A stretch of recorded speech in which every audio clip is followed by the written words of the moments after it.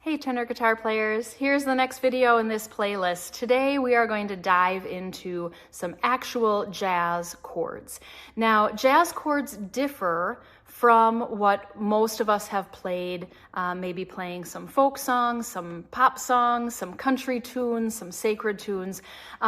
Jazz theory is a little bit different, and I know it can seem a little intimidating to just dive into it because a lot of us think these chords, they have such weird names. I don't know what D minor 7 flat 5 is.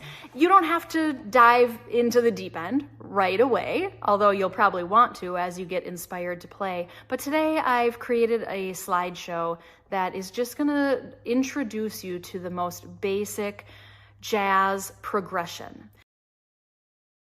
So take a look at this first slide and let's see if we can just get the basic idea of the notes that we're using and how we're building chords off of those notes.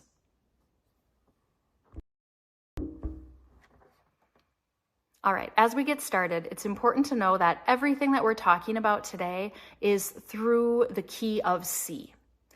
The key of C is the easiest one for me to talk about, to be honest, because I don't have to include much talk of sharps or flats. Actually, no talk of sharps or flats. And when we move into other keys, there's a lot of this needs to be a B flat or this needs to be an F sharp, and it just gets to be way more complex. So everything that we're doing today is through the key of C. And the key of C is simply using our 7 letters of the musical alphabet, A, B, C, D, E, F, G, and starting on C instead of starting on A, which we do all the time in music. We start on all different letters to create our different keys. So I'm going to start on C, and we create C, D, E, F, G, A, B. And then when we hit the C, we've started over again. It's really important that you can say all of these musical alphabet letters forward and backwards. So I have students practice going A, B, C, D, E, F, G, piece of cake, G, F, E, D, C, B, A, not so much a piece of cake. So make sure you're practicing G, F, E, D, C, B, A so that you can do that backwards really fluently. And in the key of C, if I'm trying to make a scale, which is really what I'm doing, a scale is just going like from the low pitch, bum, bum, bum, bum, bum, bum, bum, bum, bum, bum, bum, bum, bum, bum, bum. You might think of The Sound of Music, do, re, mi, fa, sol, la, ti, do, ti, la, sol, fa, mi, re, do. That's a scale. And when I say we're in the key of C, it means I'm using the pitches starting on C to make that scale. And those pitches wind up being C, D, E, F, G, A, B, C, B, A, G, F, E, D, C. And going up and down like that in the key of C, again, I didn't have to use any sharps or flats, so it's a really easy one to talk about. But to make those notes even easier to talk about, musicians often use 1, 2, 3, 4, 5, 6, 7, 8, 7, 6, 5, 4, 3, 2, 1. Numbers are really valuable here. As a matter of fact, musicians tend to use Roman numerals to represent these numbers because when we're writing charts, especially jazz charts, we have a lot of little nuances in how we need these chords to sound, and Roman numerals allow us to modify, change, add to, all the things that we need to do to make all these jazzy chords. So we use Roman numerals an awful lot in jazz chords, and there's one really important reason why outside of I can modify them, I can change them. It's the universality of it. And look at these next couple columns. I've actually just demonstrated the key of G and the key of D.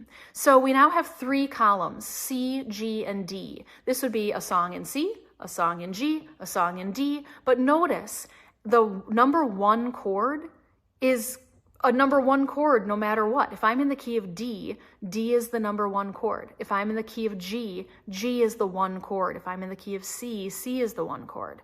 So as long as everyone in the group knows what key the song is in, I can speak in Roman numerals and everybody's going to know what that means. So it's really valuable in communicating music. And that's a big part of what we do in trad jazz, because we're not just thinking through our own lens on guitar, or me as the singer in a joyful little band. I have to be able to communicate with my band members and the other community members that we make music with. And the more that everybody can understand the music through the lens of Roman numerals, the better. Because again, it's totally universal. It works on all instruments regardless of their concert pitch. Okay, so when we're building chords, the next thing to understand is a chord is simply 3 notes stacked on top of each other. When I'm teaching this to younger kids at the piano, these are what we call snowman chords, because basically we're taking 3 notes and they're going to perfectly stack up on top of each other, and they look like a snowman. So perfect for elementary age kids. The snowman, in slightly more advanced terminology, is actually a root note, which is the bottom one, a third, and a fifth. So as we go 1, 2, 3, 4, 5, 6, 7, 8, 7, 6, 5, 4, 3, 2, 1. The 1 is the root. The 3 is the third note of the scale. The 5th is the 5th note of the scale. And that's where we get the chords from. 1, 3, 5, 3, 1. If you group those together, you get a basic chord. Now, these types of chords are called triads because they got 3 notes. Perfect sense. But these triads can be major or minor.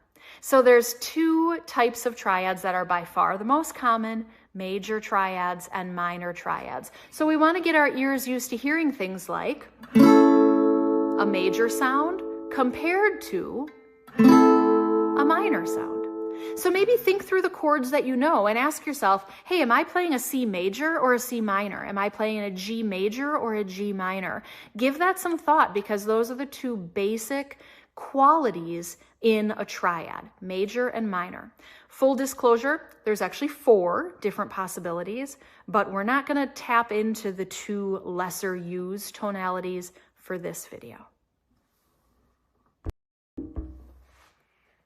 Now, because the purpose of this video is to get to a chord progression, a series of chords that move from one to the next, we really have to decide which of our chords are going to be major chords and which are going to be minor chords. So if we go back to that Roman numeral discussion, 1, 2, 3, 4, 5, 6, 7, 8, just know that my 1, 4, and 5 chords in this example are going to be major chords. And that's because I'm in the key of C major. The 1, the 4, and the 5, they kind of want to be major. They don't have to be major, but they want to. And we're going for kind of the general jazzy rules for today's video. But some of these other ones, we need to decide if we're going to have our 2, 3, and 6 chords be major or minor. So let's take a look at how we're going to decide. I am going to have my 2 chord be minor. I'm going to have my 3 chord be major, and my 6 chord be major. These major and minor chords are going to sound nice, but they're not really going to sound jazzy.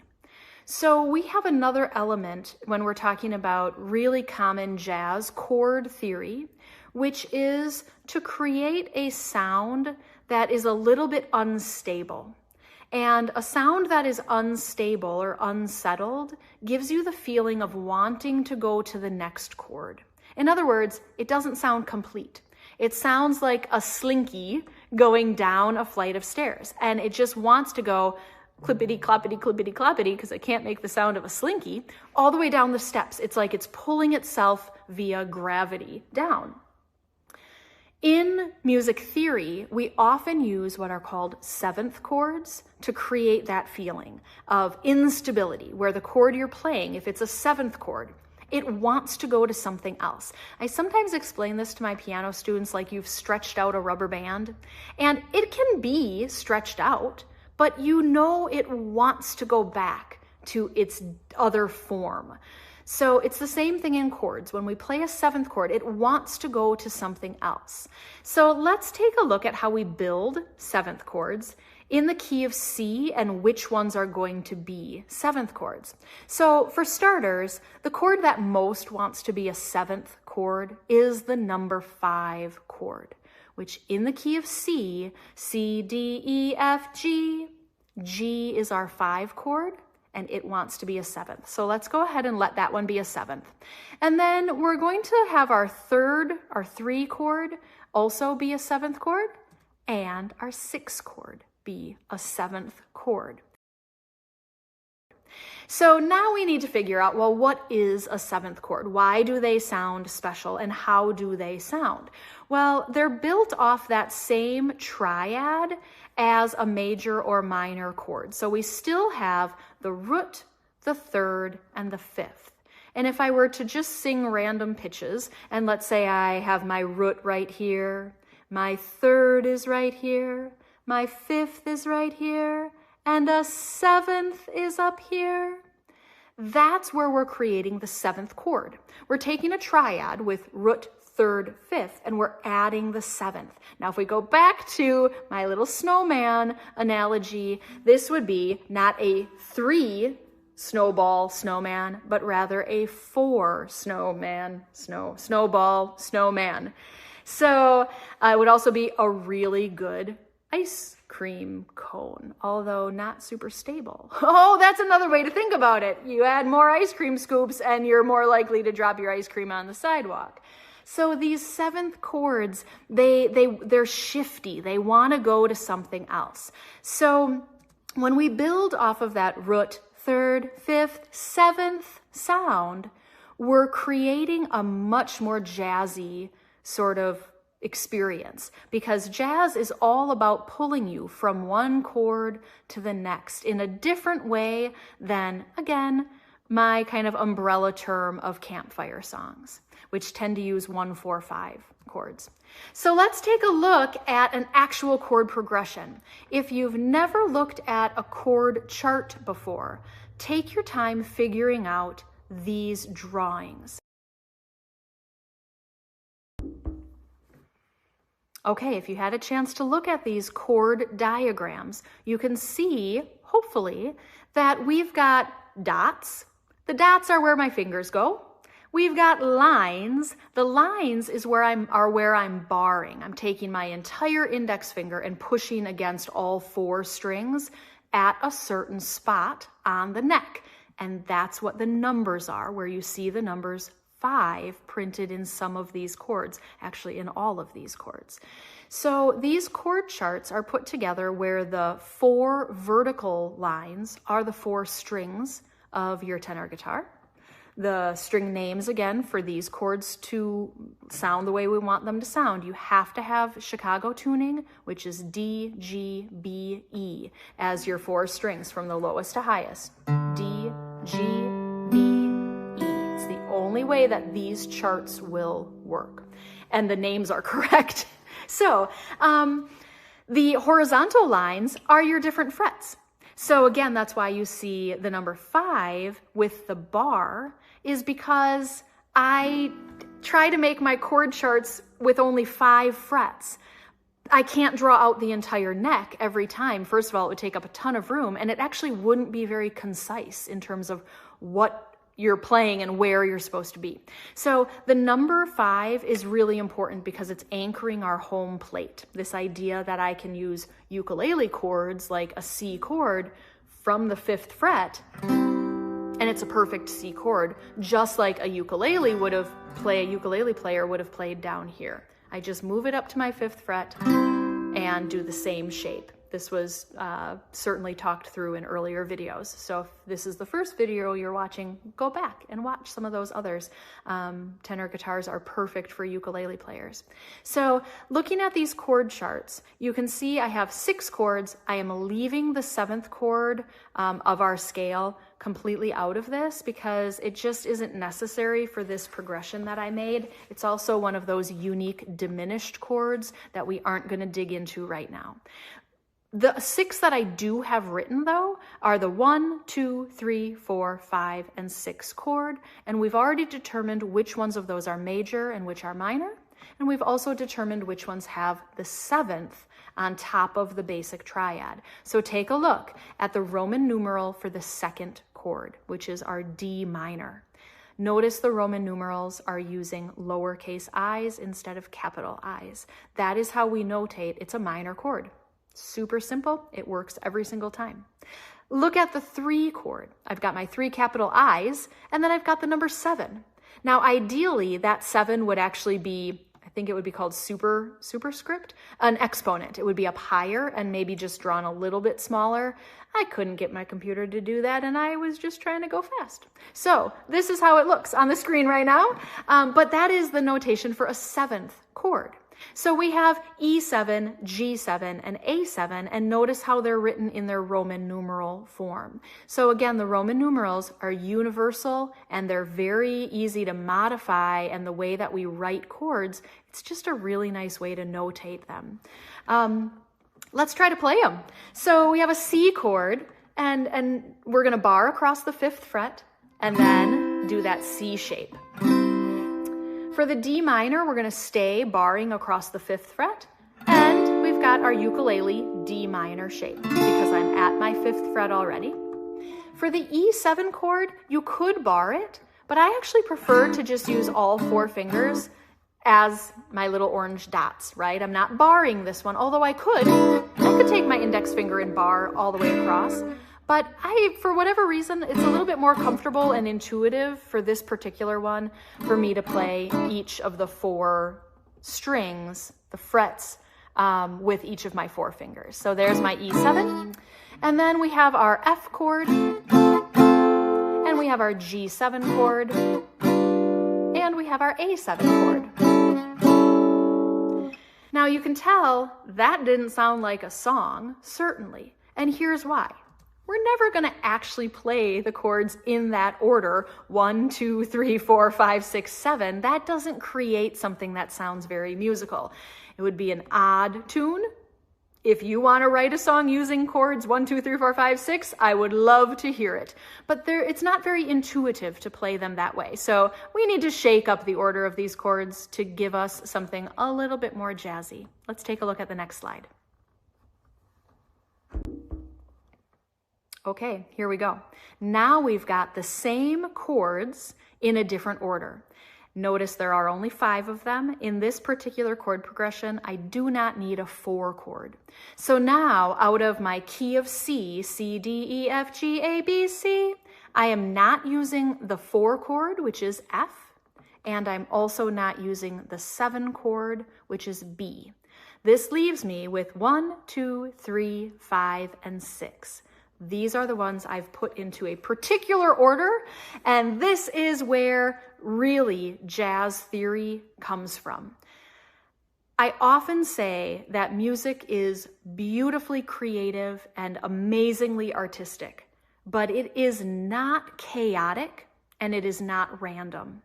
Music comes from patterns, things that our ears have developed over time to expect in certain songs. In the world of jazz, I feel like this is particularly true because a lot of people, when they hear jazz, they're like, oh, that's complicated. Oh, that's so difficult. I can't understand what they're playing. And you know what? I was one of those people 3 years ago when I used to hear jazz. I kid you not. I used to be like, I don't like jazz. Guys, it's too hard. As a musician, I couldn't wrap my brain around it. And I allowed myself to think that the problem was it was too difficult for me to understand. I am not an amazing musician, but I'm a lifelong musician, and I'm a very inquisitive musician, and I really feel bad that I gave myself that out. I just let myself say it was too hard, and therefore I wasn't capable of understanding it or making sense of it. Please don't make the same mistake that I made. It kept me from finding jazz decades ago, and I wish I would have.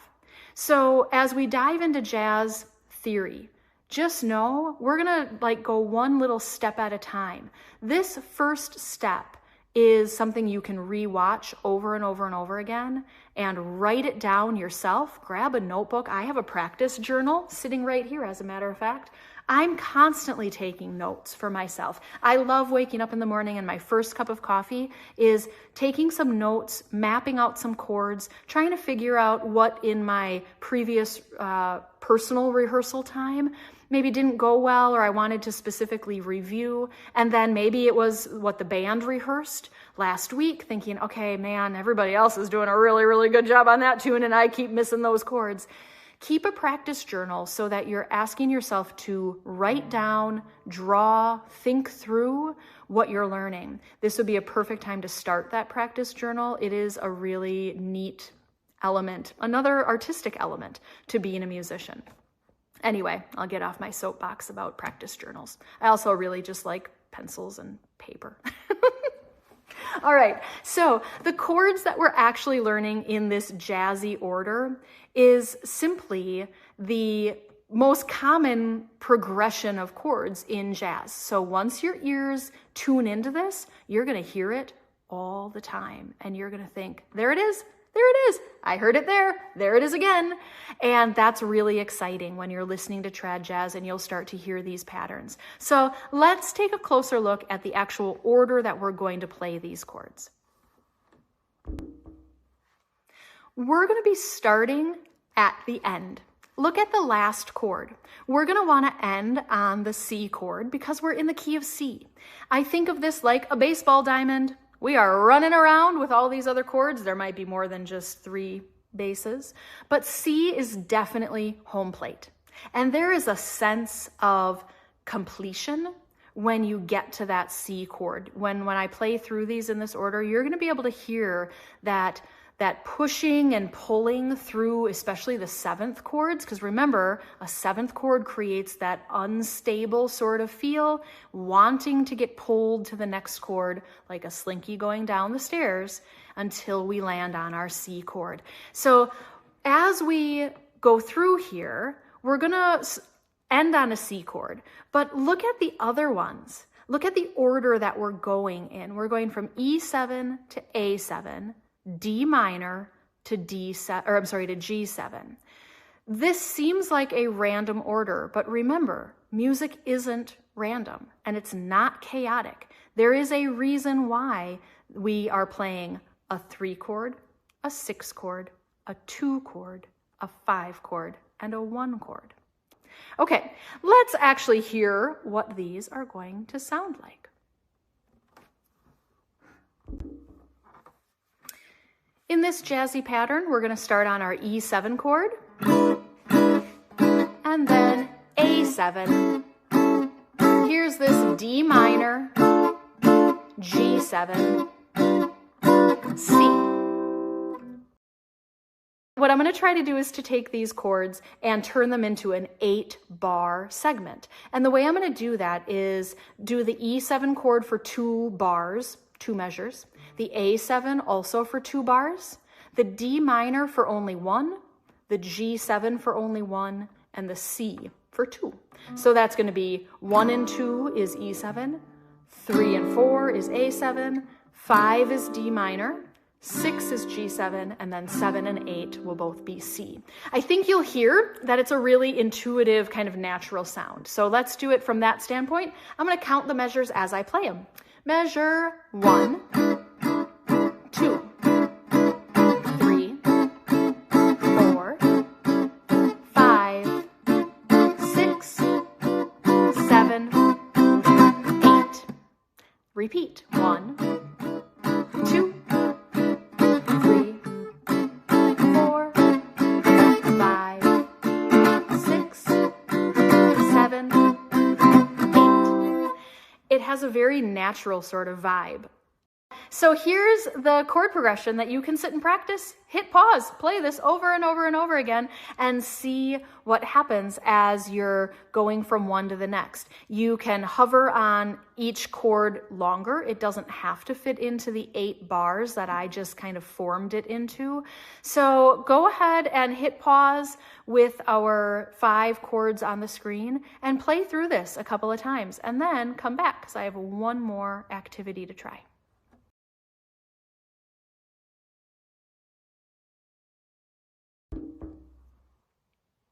All right, here's the last activity, and this is probably the most important one and the one that is the deepest level of theory understanding that we're going to try to tackle today. Why are we playing 3, 6, 2, 5, 1. Again, music isn't random, so there is a reason why we're playing these chords in this order and why our ears like it and why it is so iconic in trad jazz. This sound comes from what we call the circle of fifths.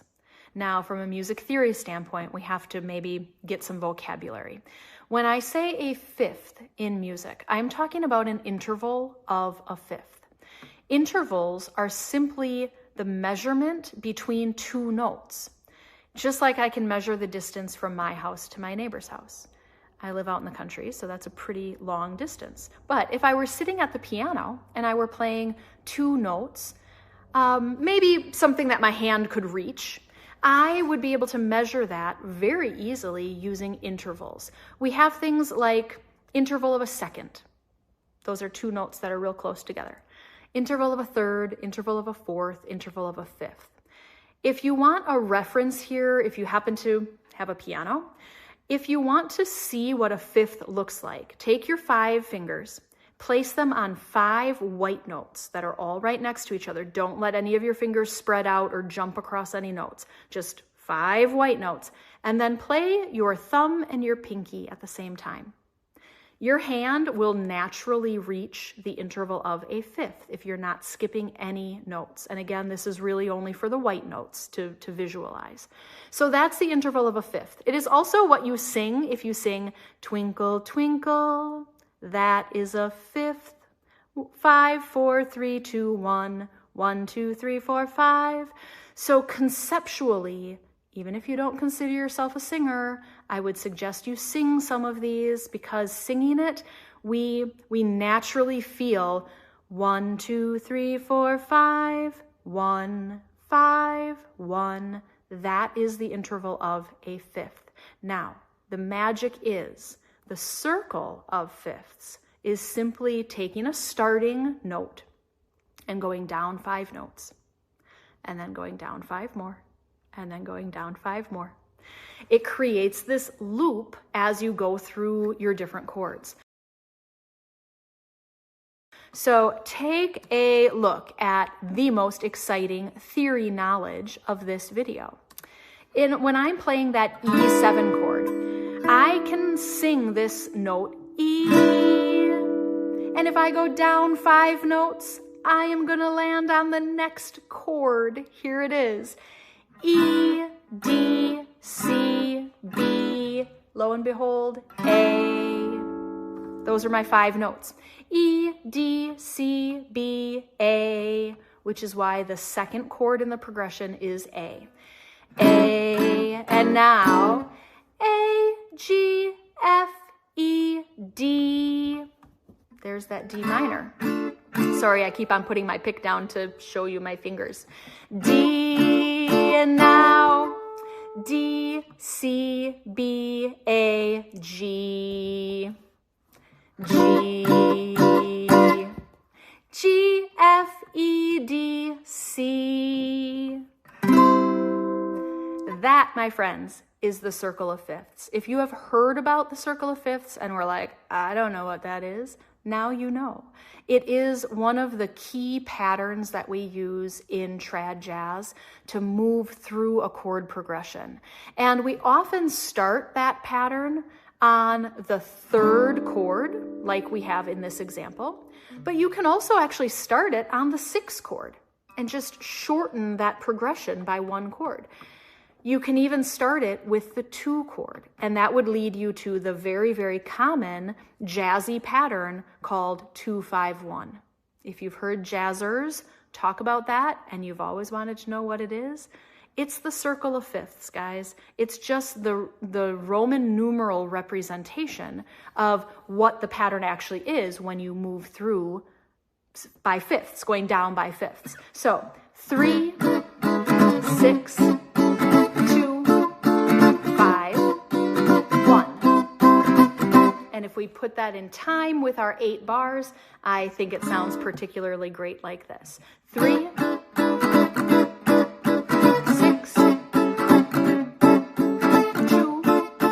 5, 1.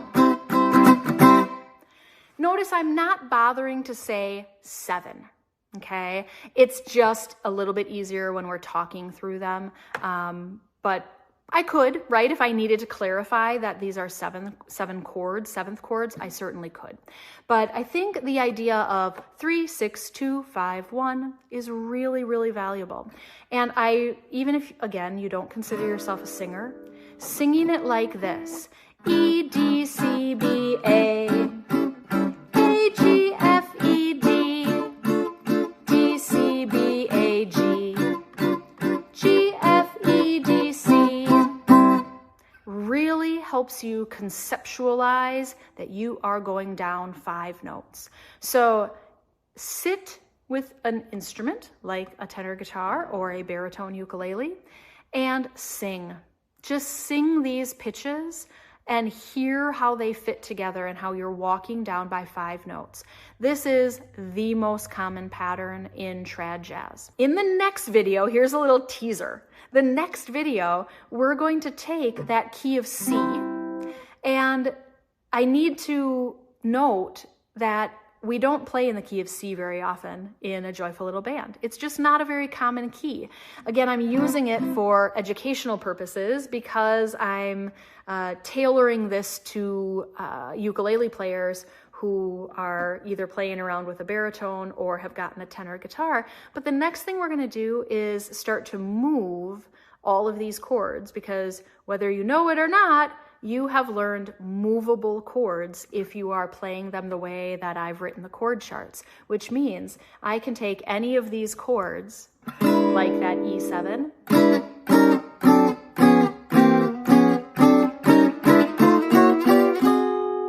and instead of just knowing 1 chord, I actually know about 7 or 8, depending on where I throw it on the neck. So the next video is going to be taking likely a chord progression very similar to this, but start to move it around, and we're going to get to use that D7 chord instead of a D minor, because we're going to start shimmying our hands around a little bit down to that 3rd fret. So stay tuned. I'm going to try to get to that video relatively soon, but for now, listen to this one, draw it out, map it out, sing it, do all of those things, because the deeper your understanding is of the circle of fifths that creates 3, 6, 2, 5, 1, the stronger that knowledge is, the easier every single trad jazz tune that you play is going to be. So have fun working on it. Until next time.